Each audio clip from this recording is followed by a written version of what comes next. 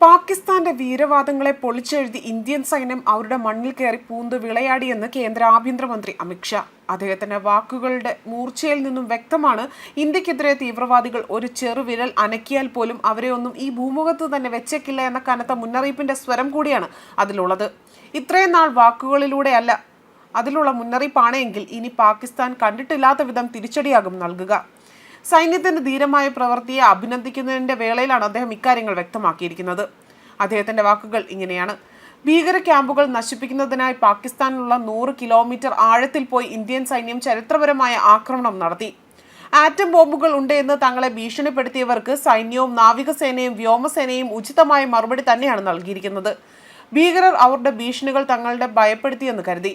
പക്ഷേ നമ്മുടെ 3 സേനാ വിഭാഗങ്ങളും ഉചിതമായ മറുപടി നൽകി. അവർക്ക് സങ്കല്പിക്കാൻ കഴിയുന്നതിലും ശക്തമായിരുന്നു തിരിച്ചടി. മോദിജി സത്യപ്രതിജ്ഞ ചെയ്തതിനു ശേഷം ലോകം മുഴുവൻ അത്ഭുതത്തോടെ വീക്ഷിക്കുന്ന തരത്തിൽ എല്ലാ ആക്രമണങ്ങളെയും അദ്ദേഹം വളരെ കൃത്യതയോടെയും ശക്തിയോടെയും തന്നെ പ്രതികരിച്ചു. ഇന്ത്യൻ സായുധ സേനയുടെ വീര്യത്തെ താൻ അഭിവാദ്യം ചെയ്യുന്നതായും വ്യക്തമാക്കുന്നു. ഇന്ത്യക്കെതിരായ ഏതൊരു ആക്രമണത്തിനും കൂടുതൽ ശക്തമായ തിരിച്ചടി നൽകുമെന്ന് അദ്ദേഹം തീവ്രവാദികൾക്ക് മുന്നറിയിപ്പ് നൽകിയിരിക്കുകയാണ്. ഇന്ത്യയിലെ ജനങ്ങൾക്കെതിരെ ഏതെങ്കിലും തരത്തിൽ തീവ്രവാദ പ്രവർത്തനം നടത്തിയാൽ പ്രതികരണം ഇരട്ടി ശക്തിയുള്ളതായിരിക്കുമെന്നും ഗുജറാത്തിലെ ഗാന്ധിനഗറിൽ വികസന പദ്ധതികളെ ഉദ്ഘാടനം ചെയ്യുന്ന വേളയിൽ അമിത്ഷാ വ്യക്തമാക്കുകയാണ് ചെയ്തിരിക്കുന്നത്. ഭീകരർ അവരുടെ ഭീഷണികൾ ഞങ്ങളെ ഭയപ്പെടുത്തുമെന്ന് കരുതി. പക്ഷേ നമ്മുടെ 3 സേനാ വിഭാഗങ്ങളും ഉചിതമായ മറുപടിയാണ് നൽകിയിരിക്കുന്നത്. അവർക്ക് സങ്കല്പിക്കാൻ പോലും കഴിയാത്തതിൽ വിധം ശക്തമായിരുന്നു. അതുപോലെ ഓപ്പറേഷൻ സിന്ദൂർ എന്ന രഹസ്യ നാമത്തിൽ അറിയപ്പെടുന്ന സൈനിക നടപടി പാകിസ്ഥാനിലെയും പാക് അധിനിവേശ കാശ്മീരിലെയും 9 ഭീകര കേന്ദ്രങ്ങൾ അല്ലെങ്കിൽ ക്യാമ്പുകൾ ലക്ഷ്യമിട്ടുകൊണ്ടാണ് തകർത്തത്. ഇന്ത്യക്കെതിരെ ആക്രമണം നടത്താൻ പദ്ധതിയിട്ട് ജെയ്ഷെ മുഹമ്മദ്, ലഷ്കർ ഇ തോയ്ബ തുടങ്ങിയ ഭീകര ഗ്രൂപ്പുകളുമായി ഈ ക്യാമ്പുകൾക്ക് ബന്ധമുണ്ടായിരുന്നു.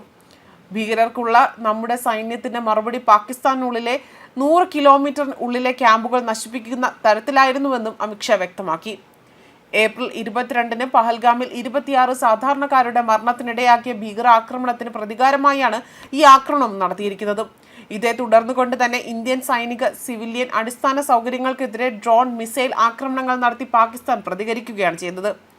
എന്നിരുന്നാലും ഇന്ത്യയുടെ വ്യോമ പ്രതിരോധം ഈ ഭീഷണികളെല്ലാം വിജയകരമായി തന്നെ തടയുകയും ചെയ്തു. പ്രധാനമന്ത്രി നരേന്ദ്രമോദിയുടെ നേതൃത്വത്തിൽ നമ്മുടെ വ്യോമ പ്രതിരോധ സംവിധാനം വളരെ മികച്ചതായി തീർന്നതിനാൽ തന്നെ ഒരു മിസൈലുകളോ ഡ്രോണുകളോ തന്നെ ഇന്ത്യയുടെ ഭൂമിയിൽ എത്തിയില്ല എന്നും അദ്ദേഹം വ്യക്തമാക്കി. പാകിസ്ഥാന്റെ 11 വ്യോമ താവളങ്ങൾ ആക്രമിച്ചുകൊണ്ട് ഇന്ത്യ പ്രതികരിച്ചു. വ്യോമാക്രമണം നടത്താനുള്ള അവരുടെ കഴിവിനെ ഗണ്യമായി തന്നെ ദുർബലപ്പെടുത്തി. എന്നാൽ സാധാരണക്കാർക്ക് രോഷം വരാത്ത രീതിയിൽ തന്നെ അവരുടെ വ്യോമാക്രമണ ശേഷി ഞങ്ങൾ നശിപ്പിച്ചുവെന്നും അദ്ദേഹം വ്യക്തമാക്കുകയാണ് ഇവിടെ ചെയ്തിരിക്കുന്നതും. ന്യൂസ് ഡെസ്ക് കർമ്മ ന്യൂസ്.